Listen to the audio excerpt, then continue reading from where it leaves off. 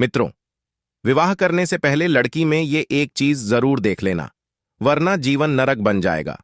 दोस्तों, हमारे हिंदू धर्म में स्त्री को माता लक्ष्मी का स्वरूप माना जाता है, किंतु आप लोगों को यह नहीं पता होगा कि हर स्त्री एक जैसी नहीं होती है। कोई स्त्री लक्ष्मी होती है तो कोई स्त्री कुलक्षणी होती है। मित्रों, हमारे शास्त्रों और पुराणों में कहा जाता है कि जिस लड़की से विवाह करो, यदि वह स्त्री चाहे तो घर को स्वर्ग बना सकती है और वही चाहे तो घर को नर्क बना सकती है।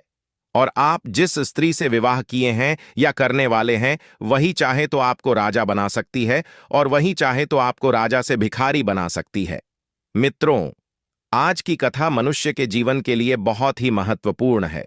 दोस्तों, आज आप लोग जानेंगे कि विवाह करने से पहले लड़की में वह कौन सी एक चीज अवश्य देखना चाहिए जिससे ना आपका जीवन नर्क बने और ना आपका घर परिवार टूटे और आप अपने बच्चों और पत्नी तथा परिवार के साथ में खुशहाल जीवन यापन करें और आपके घर में कभी गरीबी ना आए तथा दरिद्रता का वास न हो। दोस्तों, हर लड़की में यह एक चीज देखकर ही उससे विवाह करना चाहिए, अन्यथा आपके जीवन में अनर्थ हो सकता है, पुरुष के जीवन का विनाश हो सकता है और आपके घर का विनाश हो सकता है। जो पुरुष स्त्रियों में इन चीजों को देखकर उससे विवाह कर लेता है, उसे जीवन भर दुख भोगने पड़ते हैं और उसका घर परिवार बिल्कुल नरक बन जाता है और उसके घर में सदैव कलेश बना रहता है। मित्रों, आज आप लोग इस प्राचीन कथा के माध्यम से जानेंगे कि औरत की कौन सी चीज देखकर उसे विवाह करना चाहिए। स्त्री की सुंदरता सिर्फ मोहमाया है।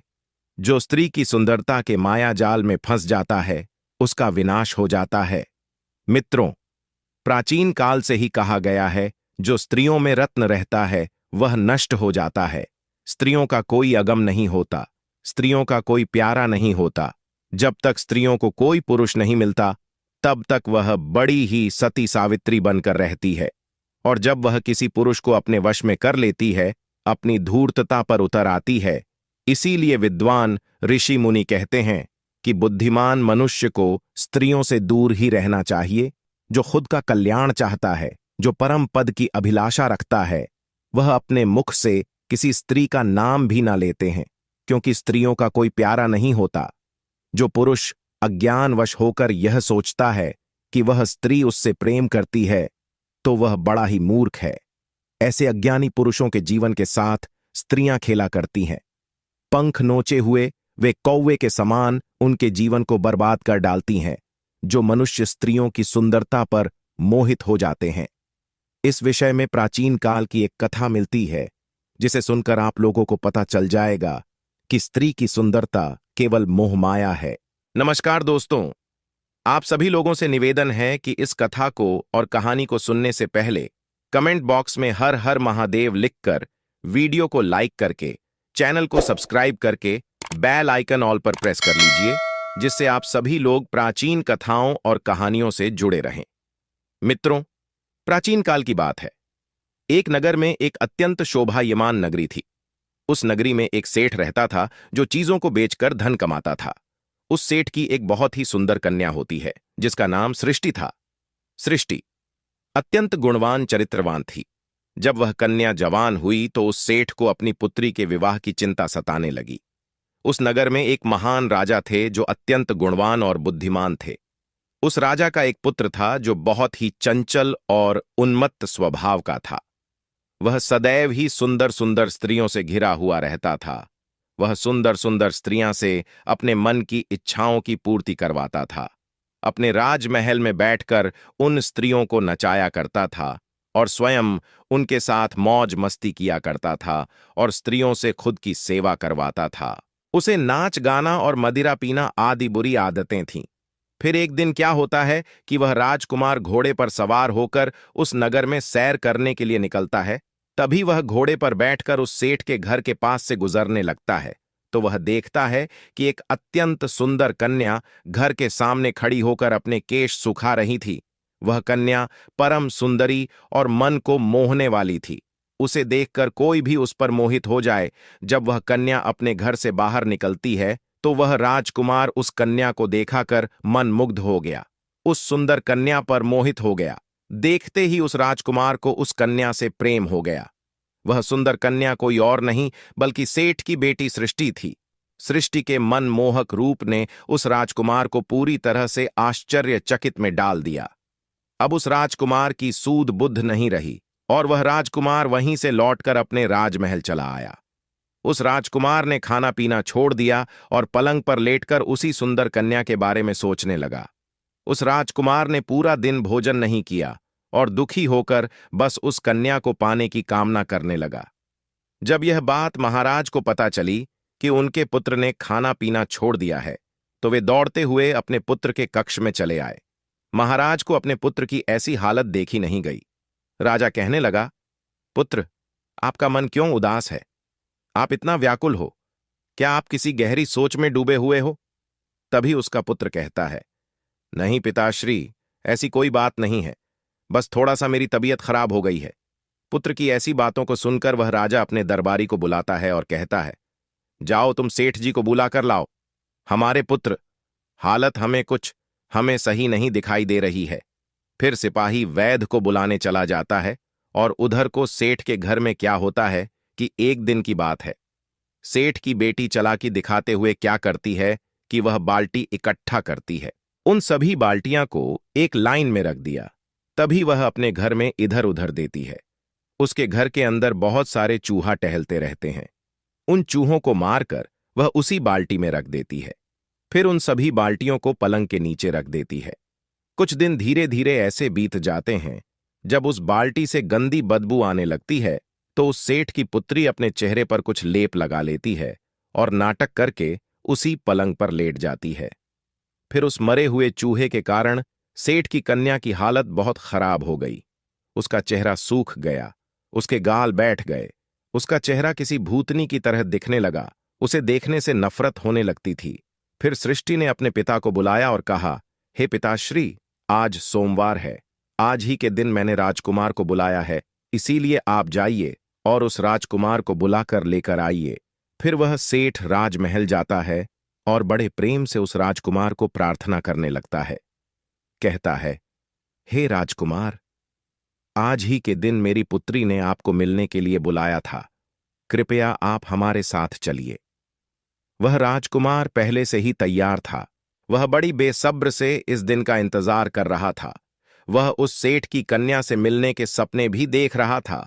अब उसका मन बेचैन था और वह शीघ्रता से उस सेठ की कन्या से मिलकर उसे बाहों में भरना चाहता था, उस पर प्यार लुटाना चाहता था। उस राजकुमार के दिल में उस सेठ की पुत्री सृष्टि का रूप बस गया था। वह बार बार सृष्टि के सुंदर रूप को याद करके प्रसन्न होने लगा था। वह उसे आलिंगन देने की कल्पना भी कर रहा था। फिर वह राजकुमार उस सेठ के साथ उसके घर पर जाता है। वहां उस सेठ की पुत्री सृष्टि राजकुमार का इंतजार कर रही होती है। जैसे ही राजकुमार उस सेठ के घर में घुसता है तो उसे बहुत ही गंदी बदबू आने लगती है। उस गंदी बदबू से उसका दिमाग सड़ने लगा। लेकिन वह उस सेठ की लड़की से बहुत प्रेम था, इसीलिए वह चुप रहा और कुछ ना बोला। वह अपनी नाक पर हाथ रखकर उस पलंग के पास जा पहुंचा जहां पर सृष्टि लेटी हुई थी। जैसे ही राजकुमार ने सृष्टि को देखा, उसके पैरों के नीचे की जमीन खिसक गई। उसे पसीने छूटने लगे। सृष्टि का भूतनी जैसा रूप देखकर वह राजकुमार एकदम से घबरा गया। फिर सृष्टि पलंग पर पड़े पड़े ही बोली, हे राजकुमार, आप आ गए। अगर आपको मुझसे प्रेम है तो मैं आपकी सेवा में मौजूद हूं। आपकी जो इच्छा है वह आप कीजिए। मैं आपसे विवाह करने के लिए तैयार हूं। किंतु अगर आपको मेरी सुंदरता से प्रेम है तो पलंग के नीचे देखिए, उन बाल्टियां में मेरी सुंदरता भरी हुई है, आप उसे ले लीजिए। राजकुमार कुछ भी नहीं बोलता है और सृष्टि की बातों को सुनकर वह उन बाल्टियां से रेशमी कपड़ा हटा देता है तो उसमें सड़ा हुआ चूहा नजर आता है, जिसे देखते ही राजकुमार अपनी नाक दबाकर के वहां से भाग निकलता है। सेठ के घर से बाहर निकलकर वह तुरंत ही घोड़े पर बैठकर अपने राजमहल को चला गया। वहां पहुंचकर उसने चैन की सांस ली। अब उसे पता चल गया था कि यह संसार मोहमाया है।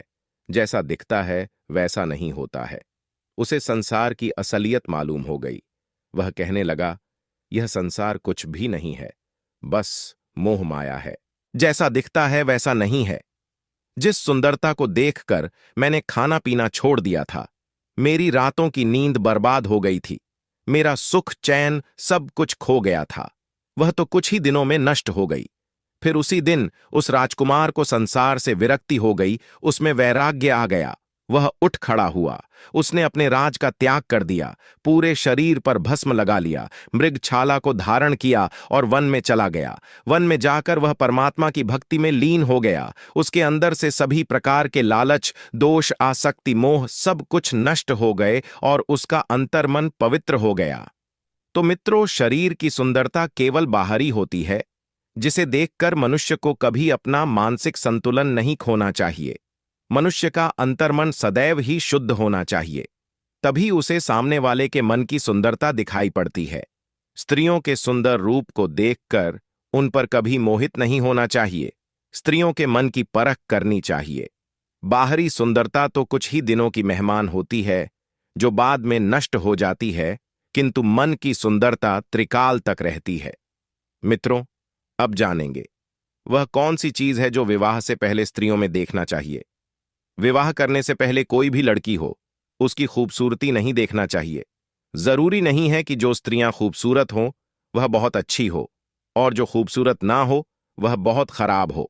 कभी भी विवाह करने से पहले स्त्रियों के अंदर उनके गुण को देखना चाहिए, उनके आचार्य और विचार कैसे हैं ये देखना चाहिए, उनकी सोच कैसी है ये देखना चाहिए। दोस्तों, अगर ये कथा आप लोगों को पसंद आई हो तो कमेंट बॉक्स में हर हर महादेव लिख करके, वीडियो को लाइक करके, चैनल को सब्सक्राइब करके बेल आइकन ऑल पर प्रेस कर लीजिए, जिससे आप सभी लोगों को प्राचीन कथाएं और कहानियां सबसे पहले प्राप्त हो सके।